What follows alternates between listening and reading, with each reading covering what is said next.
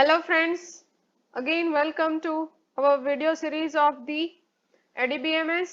We have to continue with our topic PLSQL and trigger. In previous video, we already discussed about what is the advantages of PLSQL, disadvantages of SQL, why we need a PLSQL, difference between SQL and PLSQL. So in this video, we will discuss about the structure of the PLSQL. Let's start with the PLSQL.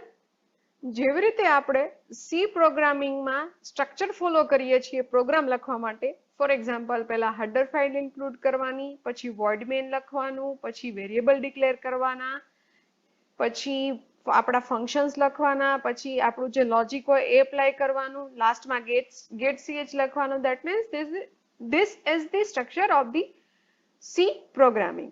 Same as we need also a structure of the PLSQL programming. So this known as generic block structure of the PLSQL. Let's start. PLSQL code grouped into structure called as block. જેમ C માં આપણે programme કહીએ છીએ એમ PLSQL ની અંદર આપણે block કહેશું. શેને? તો કે PLSQL નો કોડ જેમાં ગ્રુપ્ડ થયેલો હોય that is called as block. A block is called as a name block if it is not given a particular name or identified, then this block is known as anonymous block. જો PLSQL ના block ને આપણે કોઈ નામથી સેવ કરીએ તો એને named block કહેવામાં આવે છે, પણ જ્યારે એને કોઈ નામ આપવામાં નથી આવતું ત્યારે એને anonymous block તરીકે પણ ઓળખવામાં આવે છે. Name blocks are created while creating a database object such as function, procedure, packet and trigger. Block નું નામ આપવું જરૂરી છે જો આપણે block ની અંદર functions, procedures કે trigger નો અથવા packages નો use કરવો હોય તો. Let's see the structure of the PLSQL. Okay. So see in PPT we see that there is a declaration part.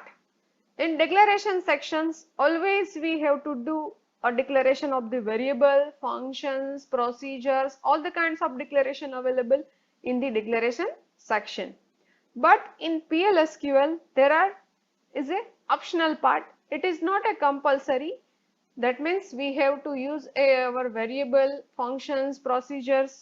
If we using variable functions, then we have to declare here. But PLSQL structure start with the declaration section. After declaration, there is a begin sections. There is a begin keyword and executable commands. What are the logic of our PLSQL is right here. Okay.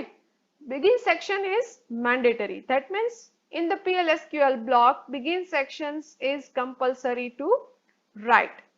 After begin, there is a exceptions part. Exception is also a optional part. That means it handles a error exceptions handling.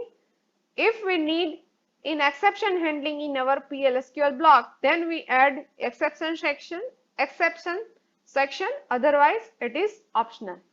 And last, it is and with semicolon.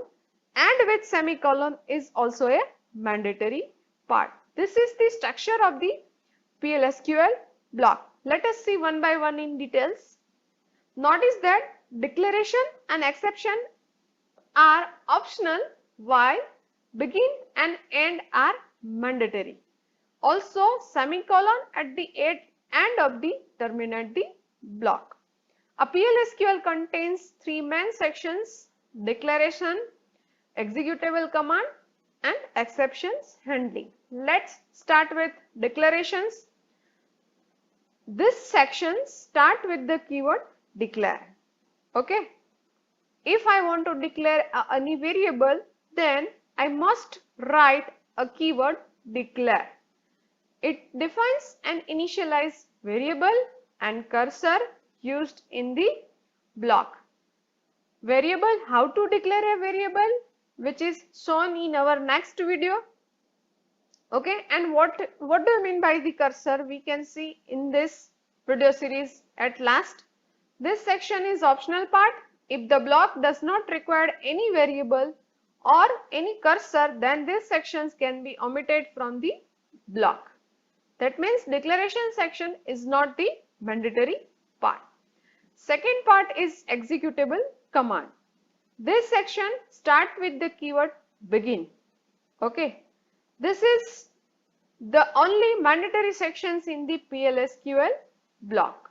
It contains the various SQL and PLSQL statement functions like data retrieval, manipulations, looping, branching. As I said that our logic is in between begin and end and executable command. If I want to perform a summation of two variables, then A equals to B plus C we can write in the begin sections. Also our data retrieval query, data manipulations query, looping, branching, all the codes are we will written in begin sections. So begin is mandatory part of the our PLSQL block. After that, exception handling. The last part of the PLSQL is AND with semicolon. It is mandatory. Before that, exception handling is optional part. This part start with the keyword exceptions. These sections handle the error arise during the execution of the data manipulation statement in executable command section. This is also a optional part. If block does not handle any exception explicitly, then this section can be omitted from the block. It is no need to write a exception handling. Clear? Okay, now this we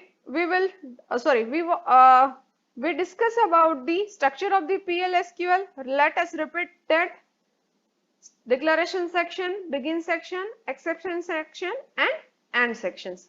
Now data types. Here are we already seen that PLSQL is the superset of the SQL.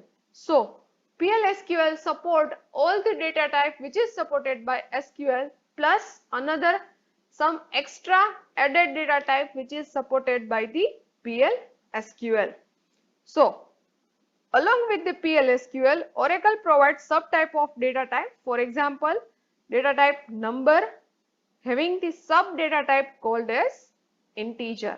Let's see a one table with the category, data type and sub data type. For example, numerical data type, we need to numerical type of any kind of numerical operations, we need a number data type. The sub data type of number is binary, integer, decimal, double, precisions, float, integer, natural, positive, real, small integer. This all the kind of sub data type which is supported by the PLSQL. Second is character. Data type is char or long, varchar 2. Generally we used each and every SQL statement with the varchar 2.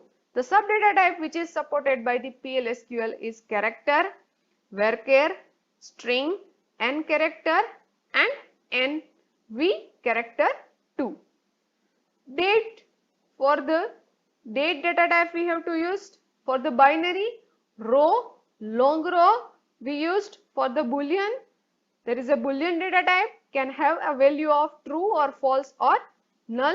Row ID store the value of address of the each record. We will we already discussed row ID in index. This is the 18 digit of hexadecimal code. Okay, this all are the data type which is supported by the PLSQL. Okay, what is a variable? We very well know that value of the variable, why we need a variable. Again, in PLSQL, why we need a variable? Variable are used to store a value that may be changed during the execution of the program. In PLSQL, variable contains the resulting value from the query or expressions. For example, A equals to B plus B, then A variable contains the value of resulting from the query. Variable are declared in declaration sections of the PLSQL block. Okay, it must be assigned a valid data type and can also be initialized if necessary. Before we want to use a variable, it is mandatory to declare a variable, or if we need a value, then it must be assigned with valid data type and value. How to declare a variable? Let us see syntax. Variable name, data type, in bracket not null, colon equals to initial value. Data type can be any valid data type. For example, that I want a numeric data type, then I declare a number, integer, which is all the data types supported by the PLSQL. Here our colon equals to is used for assignment operator, not a equal to. It's colon equal to. We used in PLSQL for assignment operator. If variable need to initialize, then it is initialized with value at the also a declaration time. If not null is included in the declaration section variable, then the null value can during program execution, and such a variable must be initialized. If I declare a not null, that means variable must have a value. Let us see example. Okay, how to declare a variable in PLSQL. First of all, here our first example, NUM is a variable name and number is a data type in bracket with size.